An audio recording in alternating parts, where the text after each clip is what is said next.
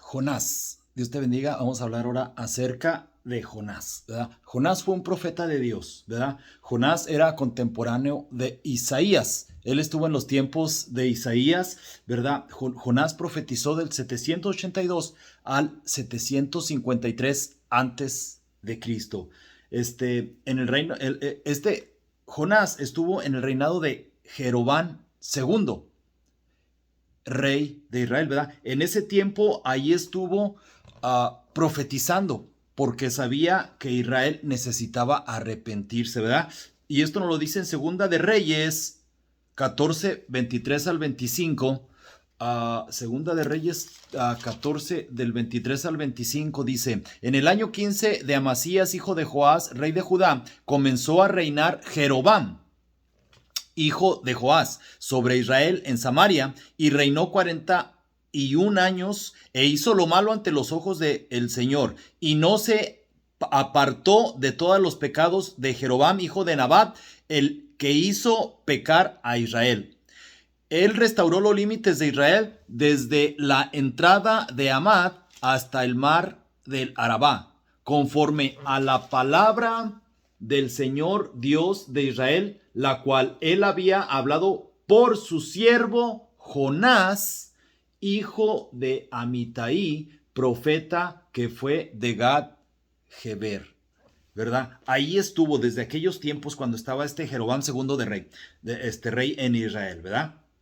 No hay evidencia que haya otro escritor del libro de Jonás. Se supone no especifica la Biblia que fue Jonás, ¿verdad? Pero tampoco hay ninguna evidencia de que haya sido otro autor. Entonces parece que fue Jonás el autor del libro de Jonás, ¿verdad? Solo son 4 capítulos, te encargo que lo leas. Voy a estar dando otros 2 estudios acerca de Nínive, cómo estaba la ciudad, y también otro también acerca de Jonás, ¿verdad? Para ver a ver si esto fue un mito, lo de la ballena que se lo comió, o que cómo pudo haber entrado y haber permanecido 3 días. Eso también lo voy a desarrollar, pero luego en otro estudio, ¿verdad? Entonces, pero te encargo que leas Jonás. Solo son 4 capítulos, ¿verdad? Entonces, el relato de Jonás en el capítulo 1 dice: Jonás huye de Dios. Vino palabra de Dios a Jonás, hijo de Amitai, diciendo: levántate y ve a Nínive, aquella gran ciudad, y pregona contra ella, porque ha subido su maldad delante de mí. Y Jonás se levantó para huir de la presencia de Dios a Tarsis, y descendió a Jope.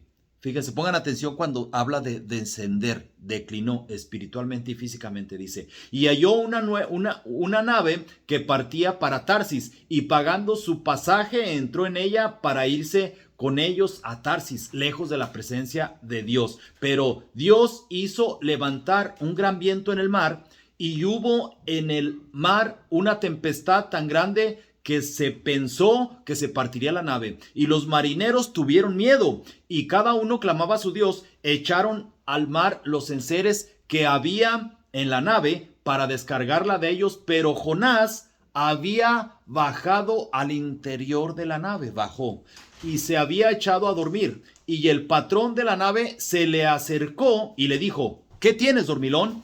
Levántate y clama a tu Dios, quizás él tendrá compasión de nosotros y no pereceremos.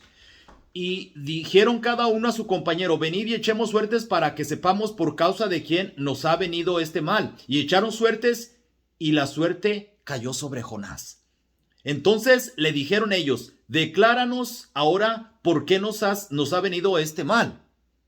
¿Qué oficio tienes y de dónde vienes? ¿Cuál es tu tierra y de qué pueblo eres? Y él les respondió: soy hebreo y temo a Dios de los cielos, que hizo el mar y la tierra. Y aquellos hombres temieron sobremanera y le dijeron: ¿por qué has hecho esto? Porque ellos sabían que huía de la presencia de Dios, pues él se los había declarado. Andaba huyendo de Dios, no quería profetizar a Nínive. Y le dijeron, el 11, y le dijeron: ¿qué haremos contigo para que el mar se nos aquiete? Porque el mar se iba embraveciendo más y más. Y él le respondió: tomadme y echadme al mar, y el mar se os aquietará, porque yo sé que por mi causa ha venido esta gran tempestad sobre vosotros. Y aquellos hombres trabajaron, no le hicieron caso. no quisieron matarlos, sino que dijeron, nosotros no somos asesinos. Empezaron a trabajar para salvar la nave, ¿verdad? Pero dice, y aquellos hombres trabajaron para hacer volver la nave a tierra, mas no pudieron, porque el mar se iba embraveciendo más y más contra ellos. Entonces clamaron a Dios, dijeron, te rogamos ahora, Dios, que no perezcamos nosotros por la vida de este hombre. No pongas sobre nosotros la sangre inocente, porque tú, Dios, has hecho como has querido. Entonces estaban trabajando y clamando a Dios y de repente uno al otro se preguntó, dijeron, oyes, ¿te acuerdas que este dijo que lo echáramos al mar? Dijo, no, pero pues eso no va a calmar, si no calma eso la ira de Dios. Yo creo el otro le dijo, bueno, pues, pero sí calma mi ira, ¿verdad? Pues, imagínense, por él había tirado todos los enseres, todo lo que traían ahí en el barco, ¿verdad? Estaban enojados todos con él, ¿verdad? Y bueno, al fin del día, en el capítulo 15 dice, y tomaron a Jonás y lo echaron al mar, y el mar se aquietó de su furor. Inmediatamente, al momento que lo echaron al mar, el mar se calmó. Entonces ellos se dieron cuenta, se asustaron. Lo dice el 16. Y temieron aquellos hombres a Dios, y aunque eran los paganos, temieron a Dios con gran temor y ofrecieron sacrificios a Dios e hicieron votos. Pero Dios tenía preparado un gran pez que tragase a Jonás, y estuvo Jonás en el vientre del pez 3 días y 3 noches. Bueno, así pasó. Este es el relato de Jonás, ¿verdad? En palabras cortas, es el primer capítulo, ¿verdad? Está sencillo, el relato está cortito y fascinante de leer, ¿verdad? Entonces, ¿por qué Jonás no quería llevar la palabra a Nínive? ¿Verdad? Porque, en primer lugar, porque Nínive era del imperio asirio, ¿verdad? El imperio asirio estaba grandísimo, Nínive pertenecía a ese imperio. Y era un imperio que se comía pueblos y los hacía y los invadía, ¿verdad? Pero había invadido todo alrededor, pero a Israel no. Era su acérrimo enemigo de Israel, ¿verdad? Eran muy sanguinarios. La Biblia nos habla de que era Nínive, una ciudad muy sanguinaria, ¿verdad? Y se dice que torturaban a sus enemigos y los enterraban en el desierto, en las arenas, todo el cuerpo menos la cabeza, y los dejaban ahí que se murieran de deshidratación con el calor, ¿verdad? Eran sanguinarios, muy sanguinarios, ¿verdad? Tenía miedo de ir ahí. Él tenía miedo. Aparte de que los odiaba, ¿verdad? La ciudad de Nínive hoy día es Irak. Entonces también tenía que ir a rodear a Siria para evitar el desierto camino de 6 meses. Tenía que ir a rodear y tenía que ser 6 meses. Estaba muy lejos. Pero lo peor es que él no quería que se arrepintieran. Quería que Dios enviara el castigo ahí, ¿verdad? Entonces Jonás empezó a descender, ¿verdad? Dice que desciende de Tarsis, se fue, en vez de irse a Nínive, se fue, agarró una nave al lado contrario, un barco, ¿verdad? Al lado contrario. A Tarsis hoy en día es España, fíjate. Hoy en día es España. Entonces, de España para allá estaba el mar Ártico. Ay, no me recuerdo cómo se llama, creo que se llama el mar Ártico. Ese mar, de ahí para allá, no se sabía que había tierra, ¿verdad? Era pura agua. Se decía que ya era para el fin del mundo, y antes incluso se creía que la tierra era plana. Entonces, todavía no se descubrió América. Entonces, en otras palabras, él se fue hasta el fin del mundo para huir de Dios. Dice David, si fuera al Seol, ahí estás tú, ¿verdad? Si fueras al cielo, ahí estás tú, ¿verdad? Entonces, él quería esconderse de Dios, ¿verdad? Hasta Tarsis, hasta España, hasta el fin del mundo, ¿verdad? El barco que tomó él, se dice que tardaba 3 años en dar toda la vuelta, desde Tarsis, Irak, todo, esos mares, recorrerlos hasta llegar otra vez, ¿verdad? 3 años, y no era tan fácil que llegara al momento que él estuviera listo, disponible ese barco, ¿verdad? Fíjense cómo el enemigo, el adversario de Dios, pone a veces los medios para que nos vayamos a la perdición. O sea, dio la casualidad que ahí estaba ese barco, que pasaba cada 3 años, pues ahí estaba listo. Y se retira de la presencia de Dios según él, hasta el fin del mundo, ¿verdad? Entonces, no quiso hacer caso, principalmente porque descendió espiritualmente. espiritualmente, él descendió, se fue cada vez más para abajo, para abajo, para abajo, para abajo, para abajo. Dice la Biblia que la luz del justo es como la aurora, que va en aumento hasta que el día esclarece. O sea que está en la noche, después llega la madrugada, después llega el día, cada vez la luz debe estar así. Pero él fue al revés, para abajo, ¿verdad? Hubo muchos descensos que estuvo él, ¿verdad? El primer descenso dice que descendió a Jope, un descenso. Después de Jope descendió al muelle, ¿verdad? A un muelle donde iba a agarrar el barco. Después del muelle descendió al barco, ¿verdad? Después del barco descendió a la parte más baja, se fue a dormir. Después del barco descendió al mar, ¿verdad? Después del mar descendió al pez.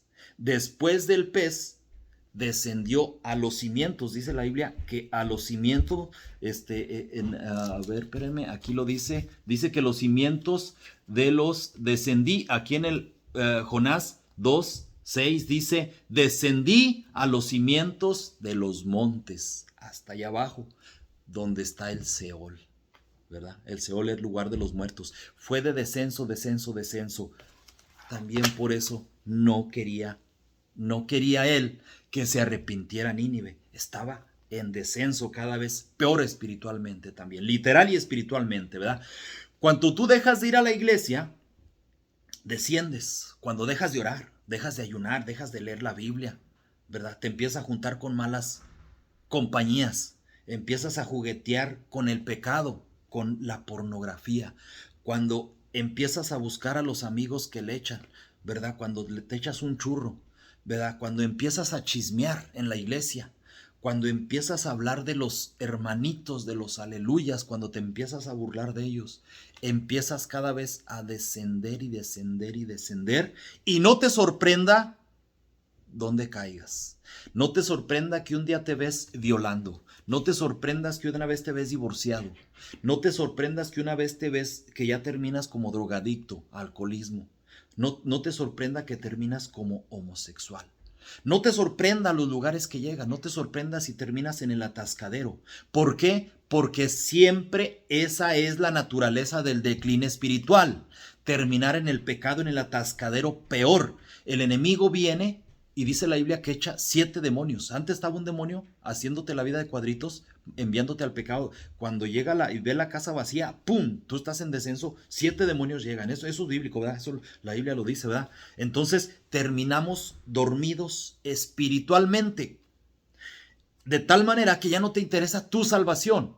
No te interesa la salvación de tus familia, de tus familiares, de tus vecinos, de tu círculo social. No te interesa nada de la iglesia de Dios, nada. Entonces Dios manda que te arrepientas. Dios mandó a Jonás que se arrepintiera. Dios le mandó a Jonás decirle, arrepiéntete. Le habló bien, por un medio, por otro medio, por otro medio, hasta que ya llegó al descenso, mandó un pez que se lo comió, ¿verdad? Lo absorbió. Más para adelante voy a explicar esto porque la gente, el incrédulo de ahí se agarra de este comentario, ¿verdad? Para decir que la Biblia es una fábula. No es una fábula. Espérame 2 estudios, voy a explicar bien esto del pez, esto de cómo es que estuvo 3 días ahí. Esto tiene su explicación bíblica, te la voy a dar, ¿verdad? Sí, y te pido por favor que le pongas like ahí si te gusta este video. Estos videos yo los saco de la Biblia para que los que no van a la iglesia, no leen Biblia, escuchen la palabra de Dios. Ponle un like, compártelo con un amigo, suscríbete a mi canal YouTube Juan Belmontes y ponle un like ahí para que se difunda estos videos. Me harías un gran favor y harías un favor al evangelio para que se extienda la palabra, ¿verdad? Bueno, entonces Dios manda que nos arrepintamos, ¿verdad? Dios es paciente, por eso es que no hace nada. Cuando tú te metes en pecado y ves que no te pasa nada, dices, pero ni pasó nada. Y luego sigues, no pasa nada. Y sigues y no pasa nada, según tú. Pero no, estás equivocado. No es que no pasa nada, sí está pasando algo. Está la paciencia de Dios. Segunda de Pedro 3:9. El Señor no retarda su promesa, según algunos tienen por tardanza, sino que no quiere que ninguno perezca, sino que todos procedamos al arrepentimiento. Eso es lo que está esperando Dios. Es su paciencia. La misericordia está en ti. No porque pecaste, fallaste, descendiste, no pasa nada. Sí pasa algo. Lo que pasa que en ti está la misericordia. En su amor están personas orando por ti, pidiendo por ti. Arrepiéntete. La misericordia está en ti, pero necesitas arrepentirte. No esperes que llegue el pez a comerte, a llevarte a esas atascadero, ese sufrimiento. No esperes el sufrimiento del pez. Dios te bendiga.